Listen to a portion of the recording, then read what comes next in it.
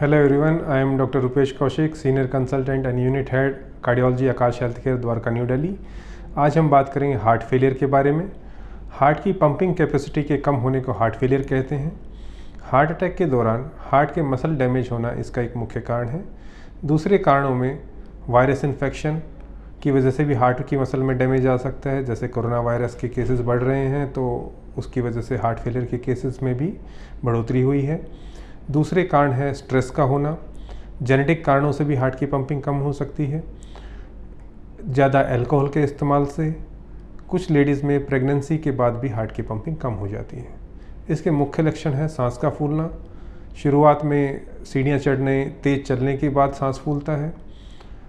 बीमारी बढ़ने के बाद हल्के कामों में जैसे नहाने के बाद या कपड़े बदलने के बाद भी सांस फूल सकता है। ऐसे पेशेंट्स को सीधा लेटने में बहुत ज़्यादा तकलीफ़ होती है और उनको बैठने से आराम मिलता है। दूसरे लक्षण हैं स्वेलिंग होना, पैरों में स्वेलिंग आ जाती है, आंखों के पास स्वेलिंग हो जाती है।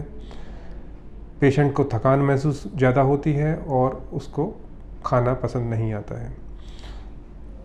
इसके ट्रीटमेंट में पहले डायग्नोसिस है, हम इकोकार्डियोग्राफी करके उसकी हार्ट की पंपिंग देख सकते हैं पेशेंट की, और कुछ ब्लड टेस्ट होते हैं जिसकी वजह से हम पता लगाते हैं कि उनके हार्ट की जो पंपिंग कम हुई उसका क्या कारण है और उसके अकॉर्डिंगली हम उसका ट्रीटमेंट कर सकते हैं। टाइमली डायग्नोसिस और ट्रीटमेंट के बाद पेशेंट नॉर्मल लाइफ जी सकते हैं, वो अपने सभी काम कर सकते हैं। So it's very important that you come to a cardiologist on time and start your treatment on time. Thank you so much.